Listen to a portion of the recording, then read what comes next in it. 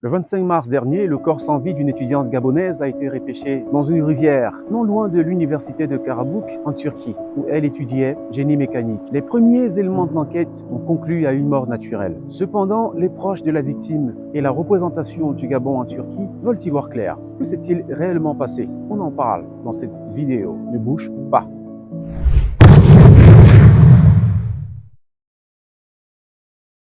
On l'appelait Joanna Danis Dinabongo Ibwanga. On ne parlera désormais plus d'elle qu'à l'imparfait, car elle est passée de vie à trépas, dans des conditions non encore lucidées. Il y a encore un nuage épais, pèse encore sur les circonstances de ce décès tragique. Premier rapport de l'autopsie, néanmoins, le premier rapport d'autopsie conclut à une mort par noyade. Selon les extraits publiés dans les médias turcs, son corps ne présentait pas de traces d'agression sexuelle, ni de blessures par objet tranchant ou arme à feu. Dans un communiqué, le parquet de Karabük annonce que l'enquête se poursuit avec la recherche de témoins et d'images de vidéosurveillance, ainsi que l'analyse des vêtements de la jeune fille.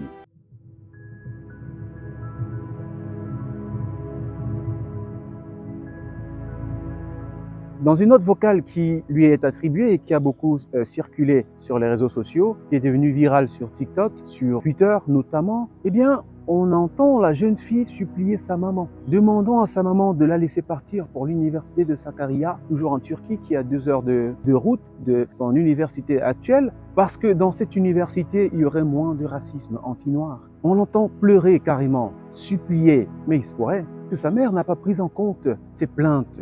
À partir de là, on peut déjà supposer que la petite Dina ne se sentait pas en sécurité. Et on peut se poser plein de questions. Est-ce que la petite Dina était victime de harcèlement? Que lui reprochait-on? En fin de compte, son corps a-t-il été jeté dans cette rivière pour brouiller les pistes?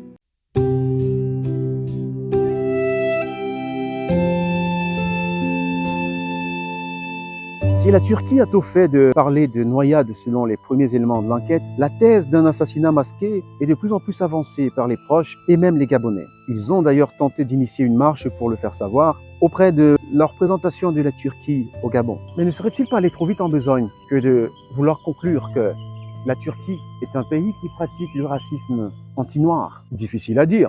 Cependant, il y a eu des rapports et des témoignages de discrimination et de racisme envers les personnes noires en Turquie. En 2019, la communauté africaine d'Istanbul a organisé une marche pour protester contre la violence et les préjugés raciaux. Il y a eu des rapports de violence verbale, de violence physique, de profilage racial et de discrimination dans l'emploi et le logement.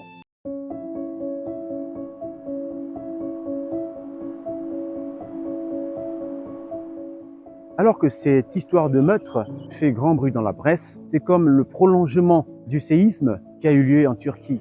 Il n'y a pas longtemps que cela, le président Recep Tayyip Erdogan est en Afrique en pleine mission diplomatique pour faire comprendre aux Africains que la Turquie n'est pas un pays raciste envers les Noirs. Il ajoute que la Turquie accueille plus de 61 000 étudiants du continent contre 41 000 en 2019. La plupart d'entre eux bénéficient de bourses d'études, a indiqué le mois dernier le ministre turc des Affaires étrangères en visite en Afrique du Sud.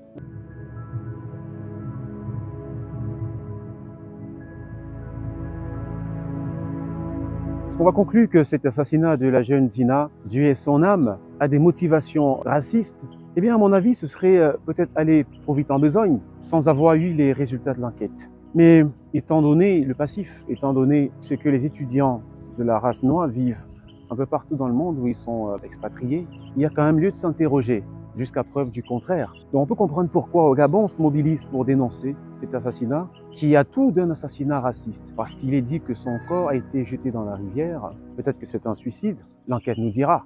Ce que je pense, c'est que c'est une mort qu'on aurait pu éviter. Quoi qu'on dise aujourd'hui, quoi qu'on dise maintenant, c'est une mort qu'on aurait pu éviter parce que la petite a lancé des signaux d'alerte. Elle a fait comprendre à sa maman qu'elle se portait pas bien. Ça veut dire que quelqu'un en avait après elle. Sinon, elle n'aurait pas demandé de changer d'université. C'est un élément qui n'est pas à négliger dans l'enquête. Et moi, je pointe donc un doigt accusateur sur sa maman. Et je le pointe sur beaucoup de personnes, vous qui regardez cette vidéo. Parfois, nous faisons le sourd quand les nôtres se plaignent. On préfère se murer dans l'indifférence. On préfère endurcir son cœur. On se dit, de toutes les façons, il va se débrouiller jusqu'à ce que le pire arrive. Et c'est l'un des plus gros problèmes de l'Afrique.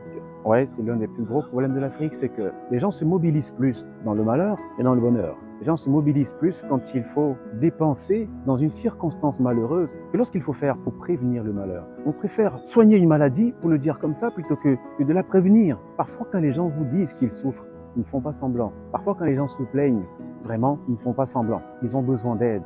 Et nous sommes dans les bruits. Et on a du mal à écouter les voix qui traversent des mauvaises passes. On a du mal à écouter ceux qui traversent des mauvaises conditions. On attend que le pire arrive pour commencer à jouer les médecins après la mort, les sapeurs-pompiers après l'incendie. Apprenons à écouter les nôtres, à prendre en considération les plaintes des autres.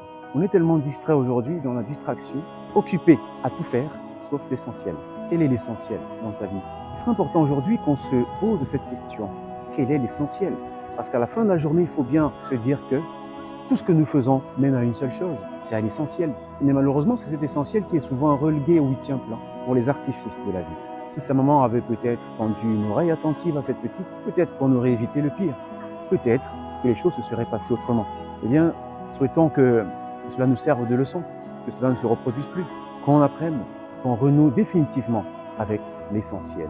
Cette vidéo arrive à son terme, merci de l'avoir regardée, merci de partager ce contenu afin de sensibiliser le maximum de personnes. Abonnez-vous à la chaîne, sauf si ça n'est déjà fait, activez la cloche de notification pour ne pas louper les prochaines émissions et surtout, à très bientôt.